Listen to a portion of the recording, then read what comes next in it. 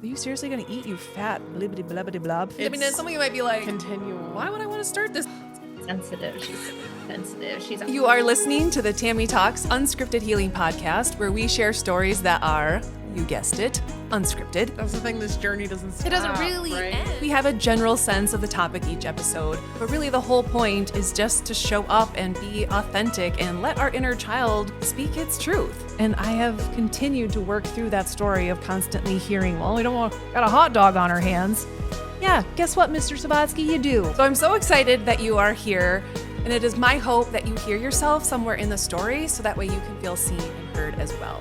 So let's start talking.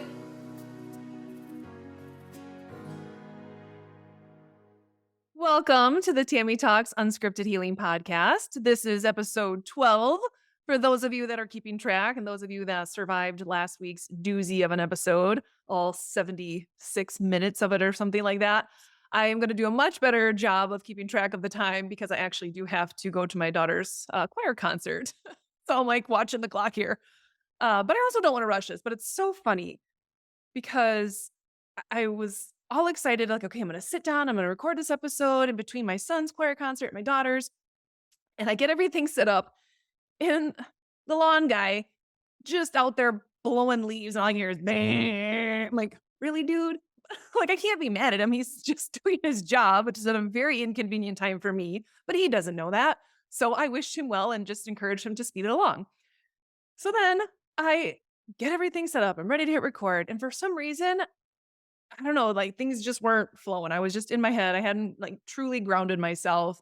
And so I stopped the recording like twice, and I'm like 2 minutes in. And then all of a sudden I get a phone call, and usually I don't even have my phone near me, but I have it flipped up because there was something that I actually wanted to refer to on this episode that was on my phone. So I'm like, well, in case you forget, there it is.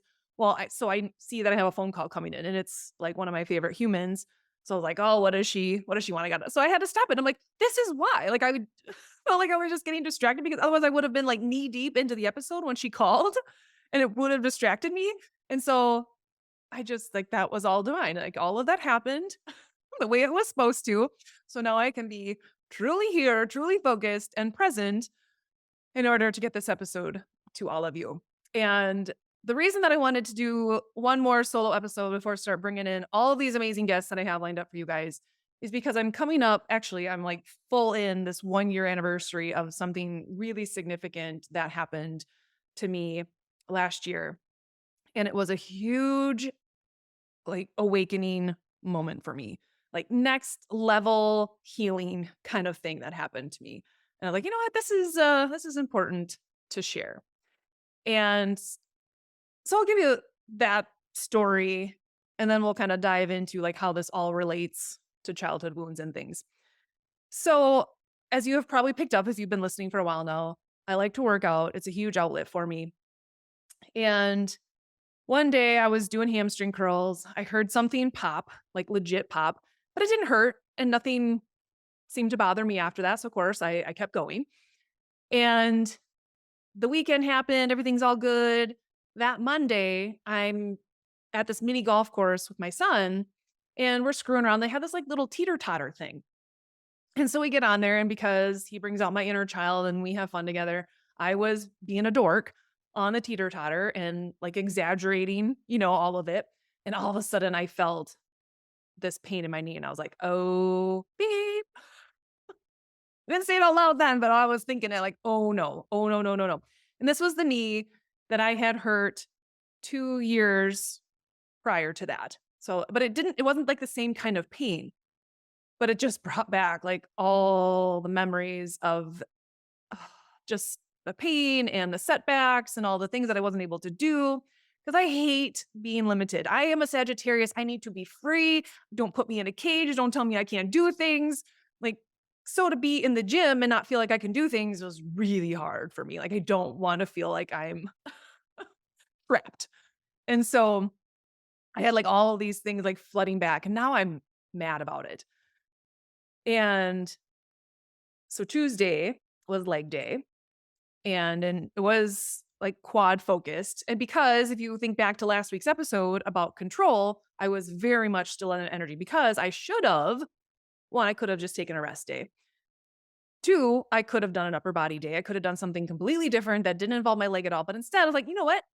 Why don't we do the exact thing that you shouldn't do right now? And we do it to intensity where you know you're going to make it worse. And that's exactly what I did. I ignored my body. I was like, F you. I was mad. I wasn't mad at my body, but it felt like that, right? It was my own projections onto myself and to my body. But I was not angry about that. I was angry about other things. And, and really probably a lot of suppressed anger. It wasn't just like something that just happened. Like so much of what we experience are emotions that we have suppressed. That's why sometimes if a sad commercial comes on, all of a sudden find yourself crying. You're like, what the heck? It's a commercial. Well, that's because you haven't allowed yourself to feel maybe the sadness from earlier or years ago. And now it's like coming out in these like weird times where maybe it doesn't feel appropriate or doesn't really match like the environment or the situation that you're in. But it's kind of like your inner child like seizes this opportunity. It's like, oh, there's like this emotional scenario or this commercial where they're evoking emotion. Like, oh my gosh, like maybe we could cry now and get some of it out. And that way it doesn't seem like it's about our stuff. It's this commercial or it's this movie.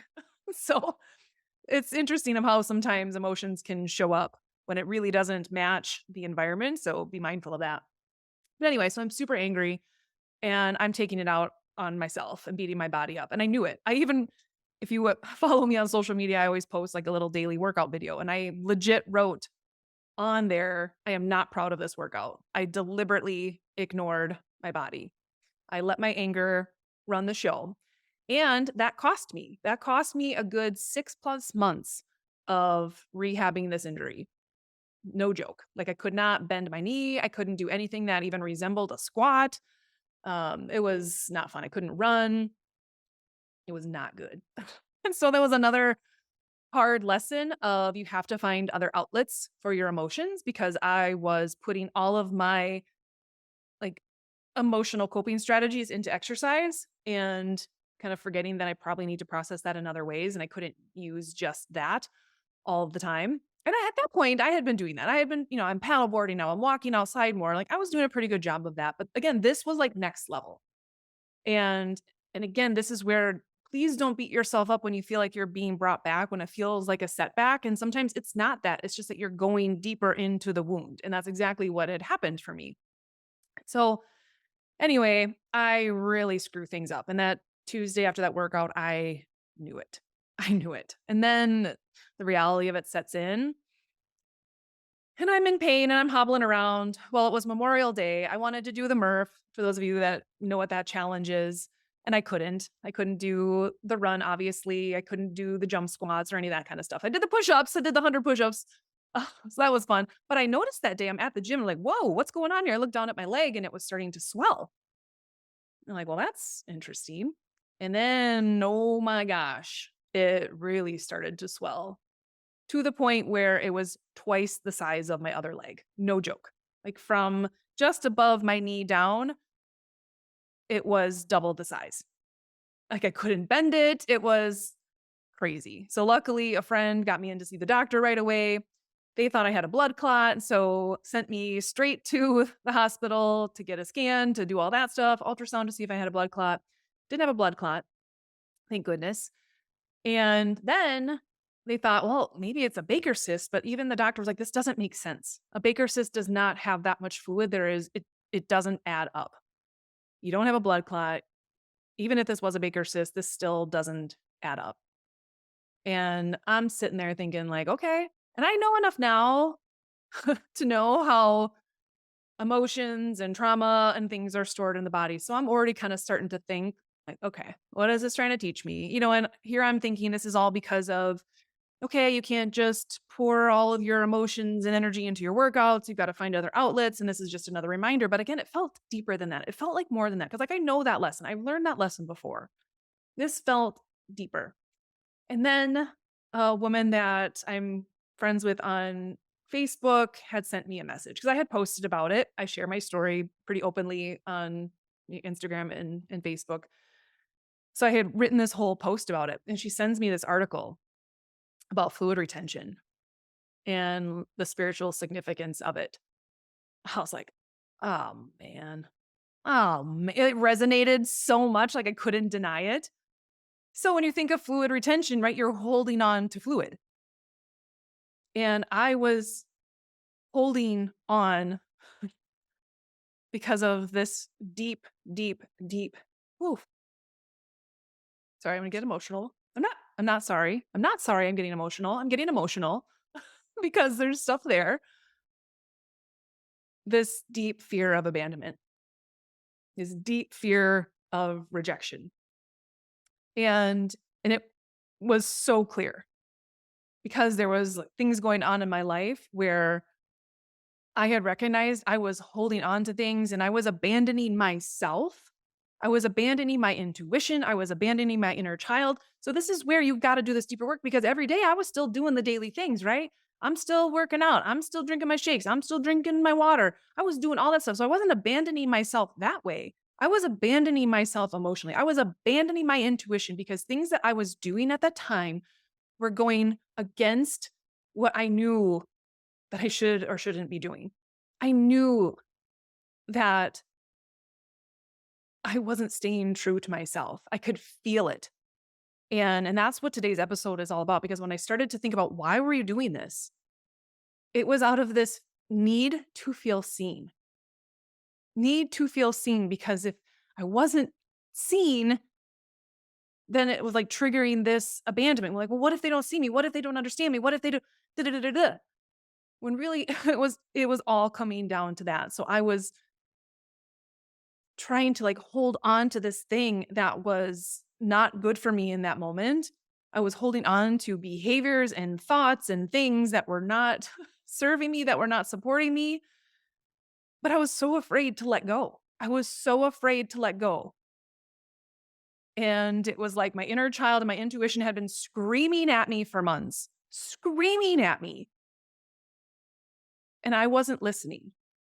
So they called in the big guns and said, "All right, body, we need you on board. We don't know how else to get her attention.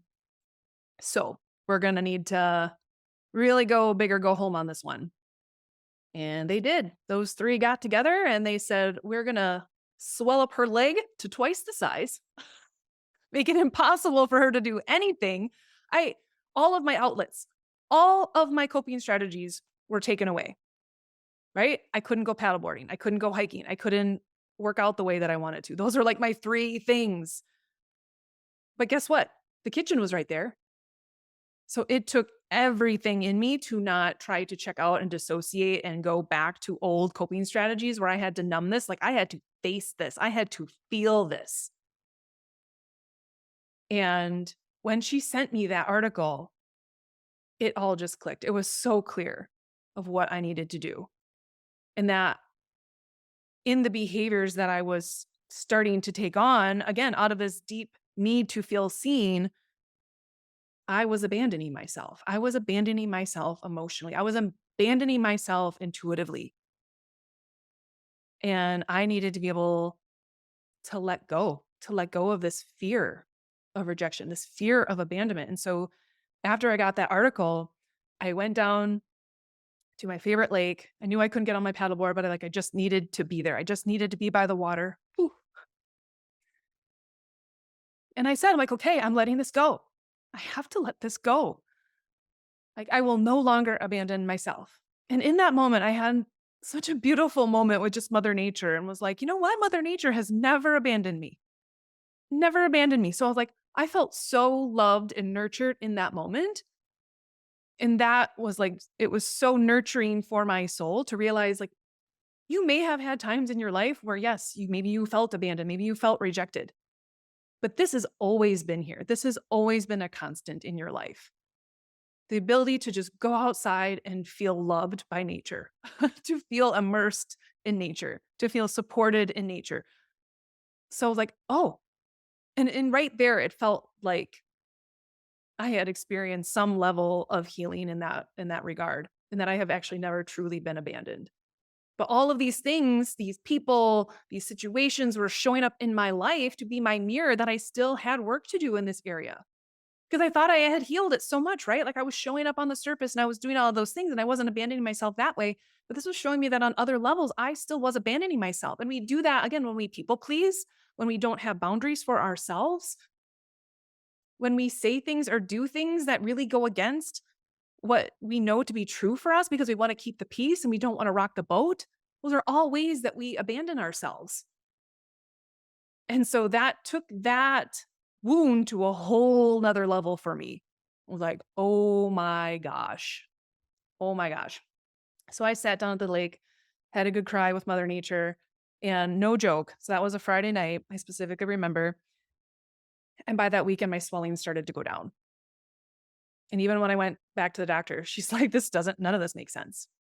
And this is where, again, your body is constantly communicating with you. And so now, anytime I have an injury or anything, I'm kind of thinking, like, okay, what am I holding on to? What emotion am I not processing or feeling? Like, what is this trying to tell me? Because I didn't just hurt my knee. Like, yes, I did, but it was so much more than that. And so, when you have things going on physically, take a second to think about on a deeper level, what is this maybe trying to tell me emotionally or spiritually? And if you look at my Google search, half the time is like, what is the spiritual significance of a knee injury? What is the spiritual significance of heartburn? What is that? And you would be fascinated. And I encourage you to do that and just see if anything resonates because there might be a message in that for you, whether you believe it or not. Again, just allow yourself to be curious. And if something resonates, listen to that. That's probably your intuition. Be like, "Ew, thank you. We've been trying to tell you," rather than just taking a medication and covering up or trying to do whatever to just, you know, cover up the symptom when really that is the cry for help. Those are the clues that we should be looking at. And so swelling started to go down. And now I can actually tell, like, yes, you do have a Baker's cyst, but that was not what that swelling was about. I had to release some major emotion and trauma stuff around this fear of abandonment and rejection. And again, this is where I go back to that episode of even childhood wounds or even pretty good childhoods can result in childhood wounds. And that was very much the case because I still have two very loving parents. And there isn't a moment that I can think of where I ever felt like physically abandoned by them. So I was like, where is this coming from? And this is where, when you start to do this work, like I can dismiss my story because there are people that have actually lived that and had that happen to them. And if I just dismiss that, like, well, there are so many people that have had it worse, and that is true. And I can send love and compassion and understanding and all of those things to those people that have ever had to experience anything like that. But I also know that what my experience was my experience, and I have to validate that for my inner child. And this is where sometimes when we think about just emotional abandonment, and when we grow up in environments or situations around people when if they didn't know how to process their emotions or they only felt safe to express a certain range of emotions and then you're not feeling seen in your emotions, that can feel like a form of abandonment. And again, no fault to anyone's like I can see that with my kids if I'm trying to like brush off the fact that they're upset about something because I think it's ridiculous, that is me not seeing them in their emotion and in a sense like abandoning that part of them. Like that's not acceptable. I need you to be happy and joyful and playful and funny all the time. Then I'm like rejecting this other version of them that has other feelings. And we don't do it like out of I don't even know what the word is that I'm looking for. We don't even do it intentionally, right? But it's hard for us to sit in uncomfortable emotions and sad emotions and, on this other end, right? Because so many of us were taught, like, can you just show us these? Because these feel comfortable and these feel nice. And these are ones that are easy to deal with, but also sometimes growing up, like when you've got other stuff going on and like now as a parent, like I know what I got going on in my life. And maybe my kids don't know everything that's happening, but they can pick up on my energy. And so when you think about that as a kid is like, you didn't always know what was going on. You don't always know the stress that your parents are living with, the wounds that they are living with, but it's likely that you're picking up on some of that energy. And so if they're going through their own stuff, like they may not be able to see like, hey, there's this little person over here hurting. And I think about this. I was at a school doing a talk earlier this year, and afterwards, this little boy pulled me aside, third grade. Oh, that's interesting because I was just going to show my third grade picture here in a little bit. Third grade. And he comes up to me afterwards and he says, I don't smile anymore. And I was like, what? Like, why don't you smile anymore? He's like, I just don't smile anymore. And he wasn't kidding. He was stone cold. 8 years old. This kid had no other emotion on his face besides this very stone cold look on his face. And then he proceeded to tell me about the fact that him and his brother were playing and like, this toy hit him in the back of the head and it like gashed his head open and he had all this blood and it was this really scary thing. It was this really scary thing that happened. Obviously he healed, right? And then he proceeded to tell me that his family got into this car accident and how scary that was. And so here's this little boy who is physically now fine, right? He's healed. He isn't hurt anymore. But the emotional trauma that those things left are still impacting him. And so now there's this little boy crying out, does anyone see me? Does anyone see that I'm not smiling anymore? Like, can someone help me with these emotions that I had to experience in these traumatic events? Yes, I look physically fine, but I am not emotionally fine. I am hurting. I am still scared. I am still confused. Can someone help me process these emotions? And again, we get so caught up in our own lives that we miss these signs and these cues that our little people are trying to tell us, like, I'm not okay. I'm not fine. Don't tell me I'm fine. I think about this. I remember being in our neighborhood and this little girl fell off her bike and she, gashed her knee open and it was bleeding. It was straight up bleeding. And her parents went over and they're like, get up, you're fine, you're fine. And I was like, hold up. She's not fine. She is bleeding. She is scared.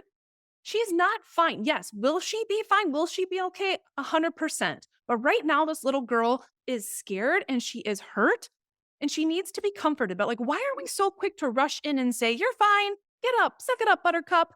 Someone had it worse. That is not helpful to that little girl in that moment.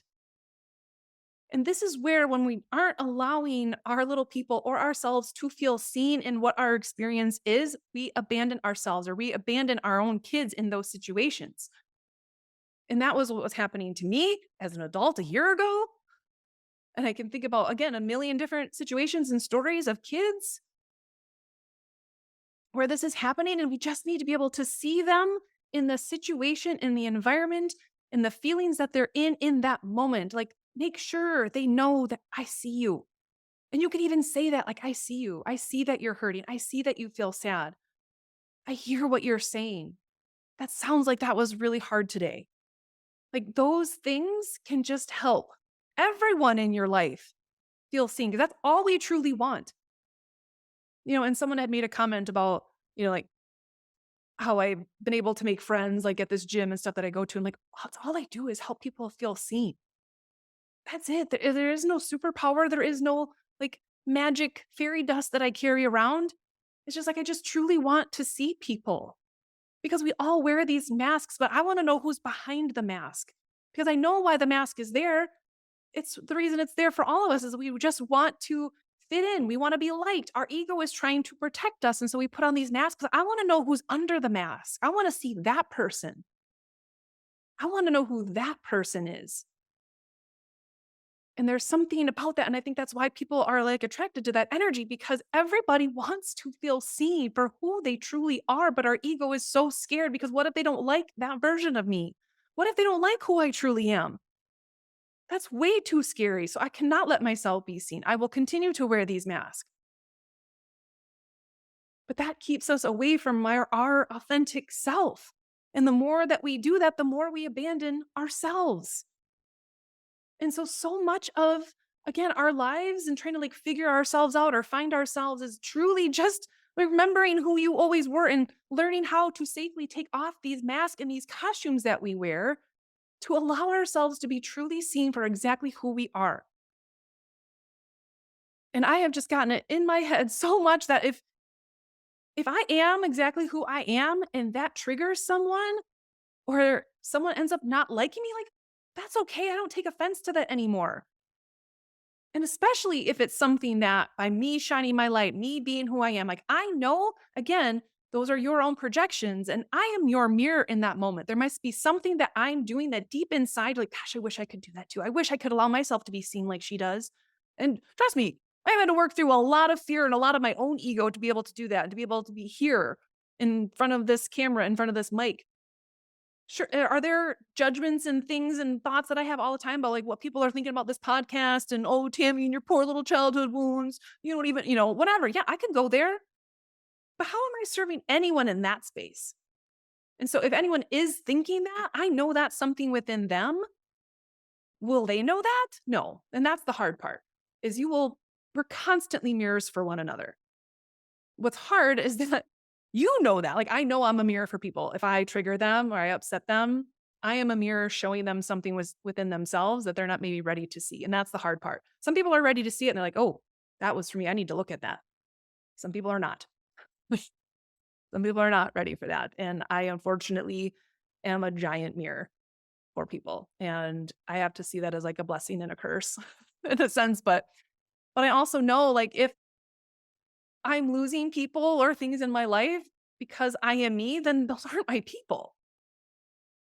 And sometimes you have to clear that stuff away to make room for who is. And I have absolutely felt that. I've had the most incredible people come into my life because the more I'm allowing myself to be who I am, I'm bringing more of those people into my life. And it's the coolest thing to like, wow, the more I'm me, the more I'm attracting people kind of with that same energy. And it's so refreshing. Like, I don't have to wear masks anymore. And that's why small talk doesn't completely like me anymore because I don't feel like I really have to do that. I can just be that person who just goes there and talks. That's why people joke at the gym that I should have a little booth or a table set up because I would just rather have a deep, meaningful conversation with someone than talk about the weather. So that's fine.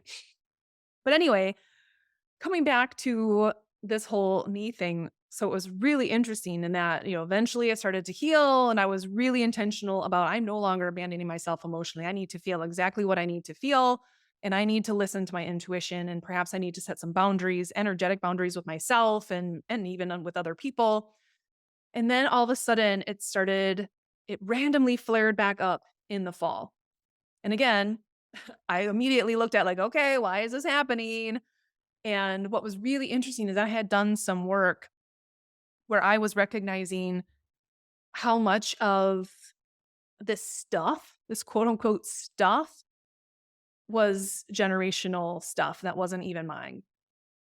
Because I had worked with this woman who told me this story about her childhood, and I was like, whoa, was it was crazy.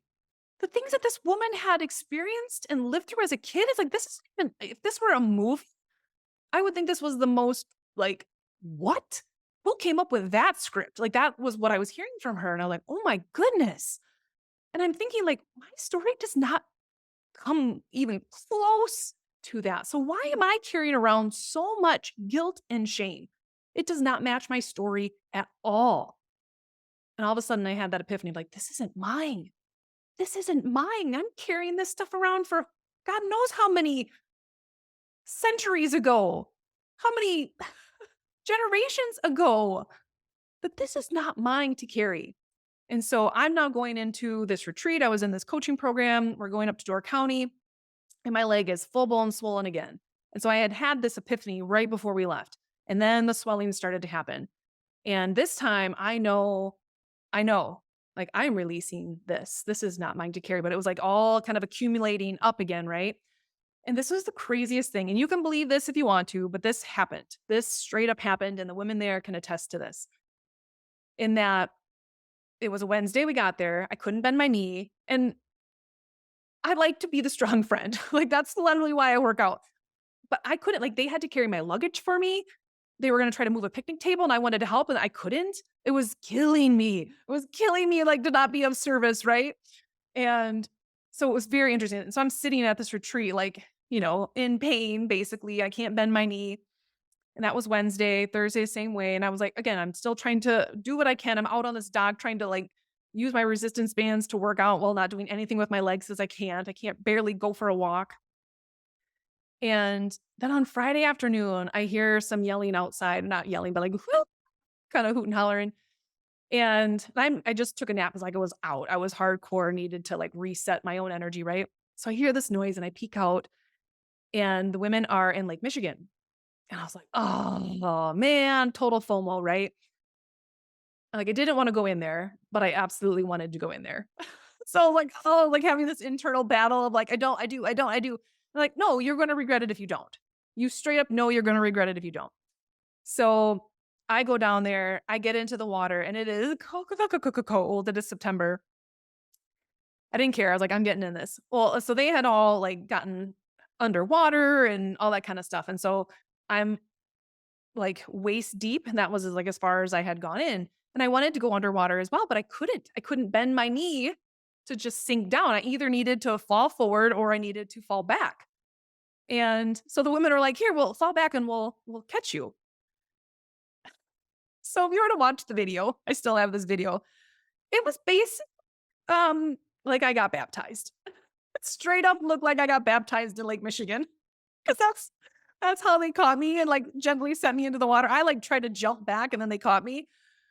But I went underwater and then they left and I just took some time out in this water and I just started floating and I started back floating and I'm just having this moment and I'm imagining myself releasing all of this stored up energy and trauma and just letting myself release it. And again, I had another good cry out in the water with Mother Nature and just like whatever this is, whatever I have been carrying around for however long, my entire life, that was never mine to carry. Like, please release this. I no longer want to carry this. And, I swam back in and like just feeling better energetically and all of those things. Obviously my leg is still what it is. But then that night we were sitting there in the middle of a session and all of a sudden I like looked down at my knee and I was bending it. And even the woman that was sitting next to me looks over, she's like, what the heck? I'm like, I know. I know. I'm like, what is going on? I can bend my knee. That was Friday. We check out. We have I think we're there Saturday still, maybe, or we leave Saturday. I don't remember. I just know that by Sunday, when I came home, I was playing with my son and we were running, legit running, like playing catch. I was like, what did the hell just happened? What the hell just happened here? And I was like, oh my gosh, I released that. I truly released that. But all of that was coming from this deep need to feel seen. And like all of this stuff that had come from it, but like I needed to, that was kind of what was the trigger for me to see this on a much deeper level of what was really going on. And again, my inner child and my highest self, they called out like pulled out all the stops. Like we are dealing with this and healing with this once and for all. And truly, so much has changed since then of me truly allowing myself to set boundaries for myself and that I will never, ever emotionally abandon myself ever again. Ever again. Are there moments where I can like feel that and like I can catch myself because I'm a people pleaser, I'm a recovering people pleaser. It's so easy. It's so easy for me to do that. And so I have to be really intentional about not abandoning myself in order to please others, in order to whatever, to this fear of abandonment. Because like I don't ever want to abandon myself. Like that is the worst kind of abandonment. So if there's someone in my life or a job or an opportunity or something, like I just know, again, what is it? God's rejection is redirection or protection. Like that's how I see that. And I'm like, okay, that apparently wasn't meant for me. If it is, it'll circle back around, But I now know like if I don't ever abandon me, like my inner child's good. So that's where I was like, I will never be the one to abandon myself ever again. And what's interesting in that even last fall, this all came up again through social media, which was really, really interesting in that I have been sharing my story on social media since 2015. I shared a little bit of that last week about that whole confessions of the detoxing dietitian. And that was a way for me to feel seen. I didn't know that then, right? I just knew that by sharing my story, I was just wanting to help people. That's all I was doing it for. I didn't know that I was validating my story. I didn't know that any of this inner child stuff. I didn't know any of that at that time. I just knew that hopefully my story can help someone else. And I started to see that happening more and more. But here, I realized it was helping meet this need to feel seen. Well, then I started to recognize that every time I wanted to sit down and work on these bigger dreams of mine, like starting a podcast and relaunching my business and all of these other big goals and dreams that I had, I was taking time to create a reel, to write a post in the moment. And that stuff takes time. I love to do it, but it was taking time. And I was like, oh my gosh, are these daily things that I'm doing taking away from my goals and dreams? This need to feel seen on social media? I was like, oh shit.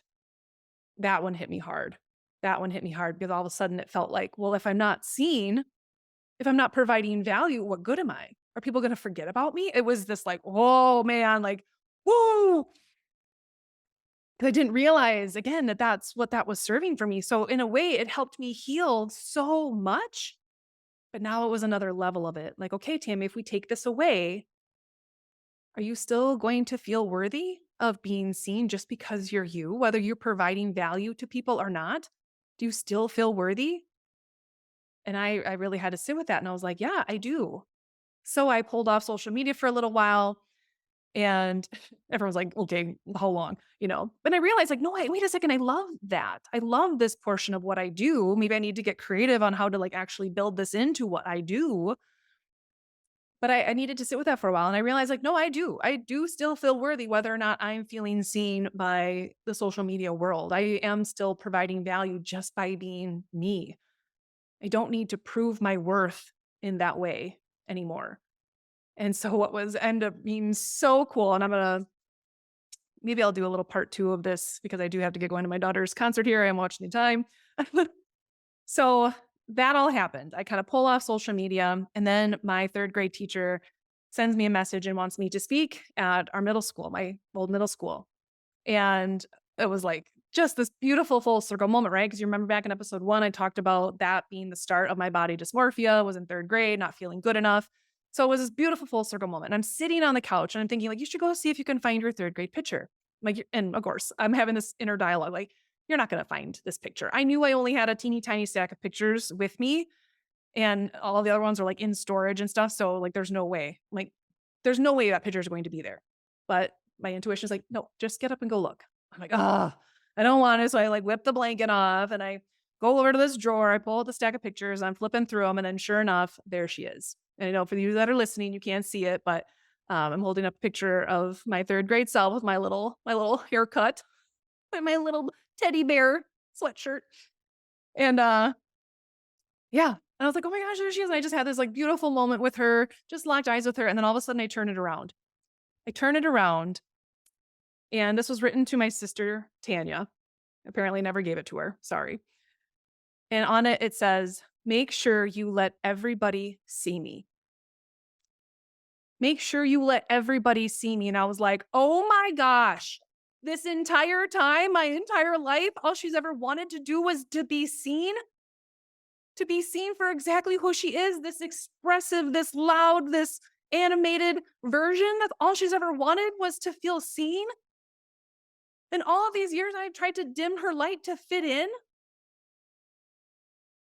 Oh my gosh. I was like, I'm so sorry. But like now that I know that, like I have to like do this job, I have to do this work, I have to be doing this podcast, I have to be getting out there speaking. Like I have to do this for her because that's what she's always wanted was to just be seen for who she is and for us to share this message so that other people feel seen, so their inner child feels seen. So this is why I'm so passionate about this work because there are so many aspects to this that can be so healing. But I could see it. Still, my third grade self was hurting so much that even as my adult life as a 40-year-old, I was still trying to feel seen and doing things that made me abandon myself, made me abandon her all over again. And that's why I was like, I will never do that ever again. I will never be the one that abandons her, and I will never be the one who dims her light ever again. And that, man, that shifts everything. That allows you to show up with that kind of energy. It's like, if this light is too bright, then you can go get yourself some shades because I will never dim this light ever again for little Tam Tam. So sorry, not sorry. Okay. I may end up doing a part 2 because there were so many other things that I wanted to talk about. maybe I'll do, I don't know, I started this little Patreon thing that I don't know what I'm doing with that either, but maybe I'll start putting some of this extra stuff in there. I don't know yet. But yeah, maybe there'll be a part 2 to this, but I do have to get running, and I hope that message somewhat resonated for all of you. Maybe I'll come back this afternoon. Maybe I'll go paddleboarding. Maybe I'll record it on my paddleboard. Who knows? I'm sure the audio will go way down then, but it's the experience, right? But anyway, if I can leave you with one thing is allow yourself to be seen. And it might just even start with you looking in the mirror and just looking in your eyes. Notice what comes up for you. Is it hard to do? It's likely that it could be very, very hard for some of you to just look in the mirror and to look in your eyes and to truly look at yourself, to truly see yourself. But that might be where the healing starts. And then to honor whatever feelings come up for you. Maybe it is a wave of emotions of like, oh my gosh, this is the first time I feel like I've seen you. Or maybe there is this discomfort and you can allow yourself to sit with that. That right there can be healing. That right there can start this process of you allowing yourself to see you. Because I tell you what, if you don't allow yourself to see you for who you truly are, you will continue to search for it outside of yourself and put yourself in situations that make you abandon yourself, make you do things that you don't want to do, whatever the case is. And again, there are so many examples.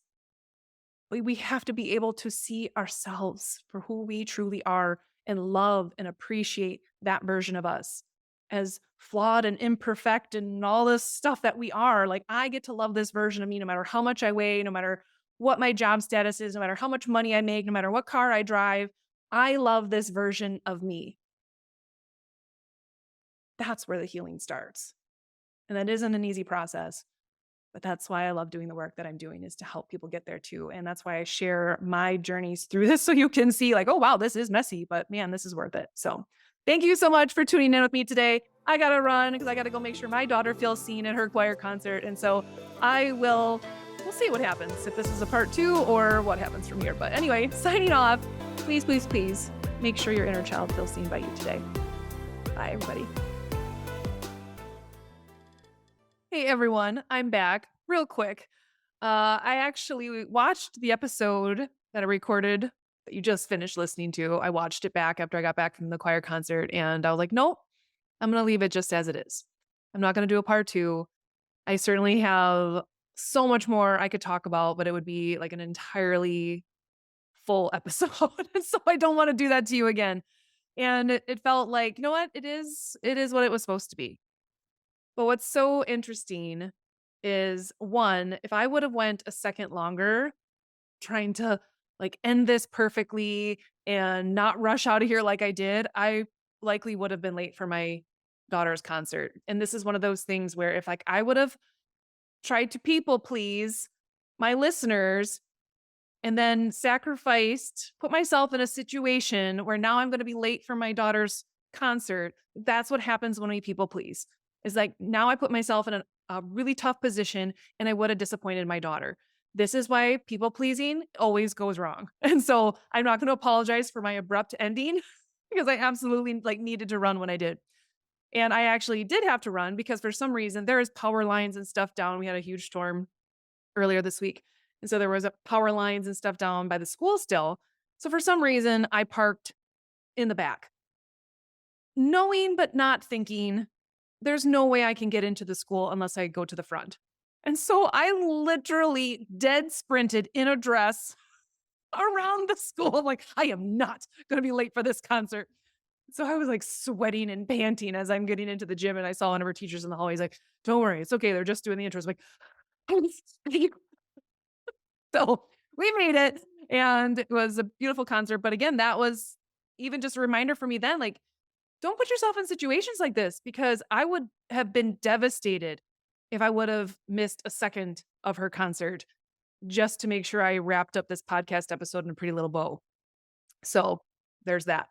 But then I get home and there has been so many amazing things that have happened in just these few hours since I recorded that episode that you just listened to.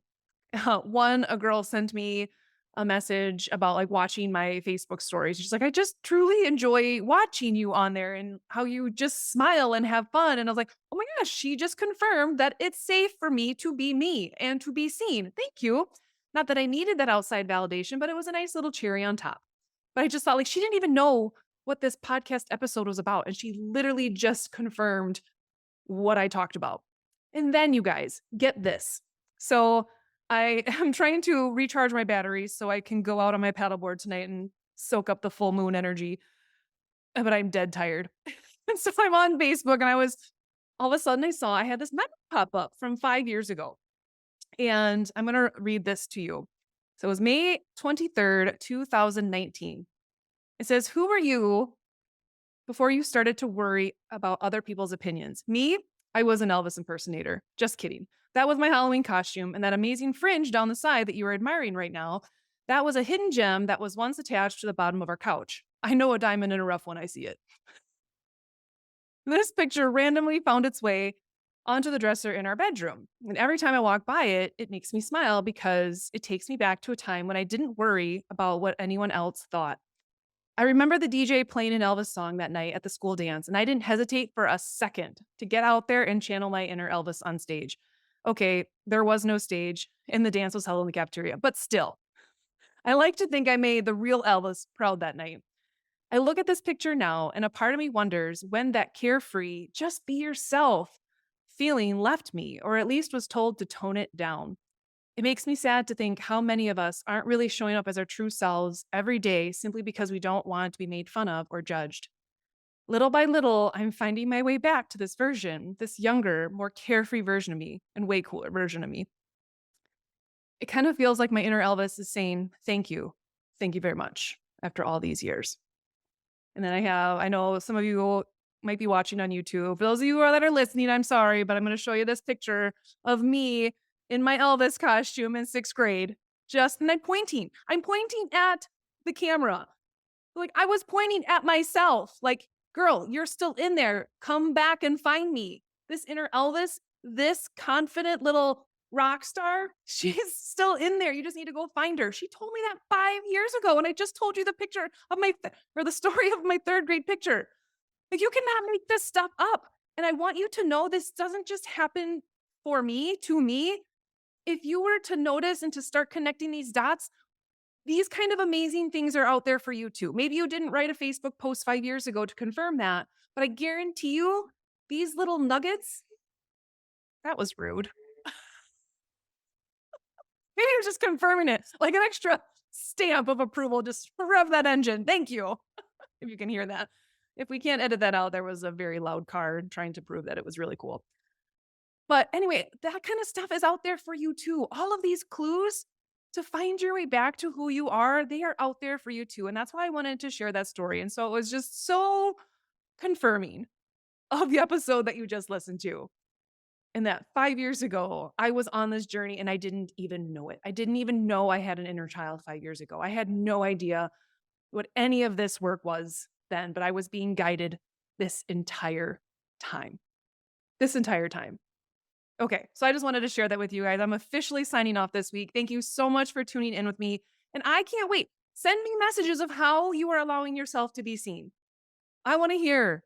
Send me a message, comment on this episode, whatever.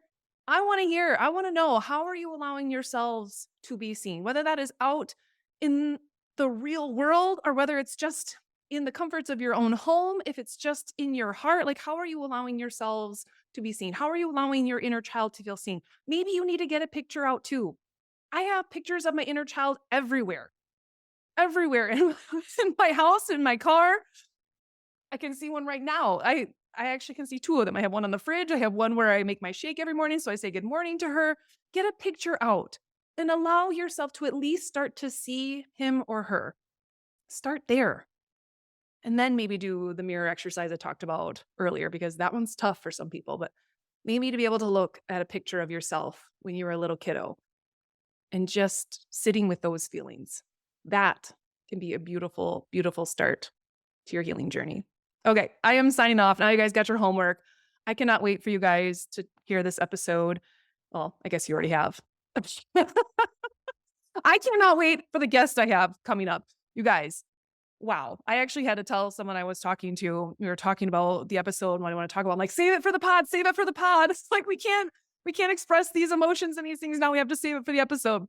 So seriously, I have some amazing guests coming up for you guys. And so thank you for bearing with me flying solo here for these last couple weeks, but I have truly enjoyed being able to connect with you in this way and to be able to show up for you in this way. And so thank you. Thank you so much. I hope you guys have a great week. Bye.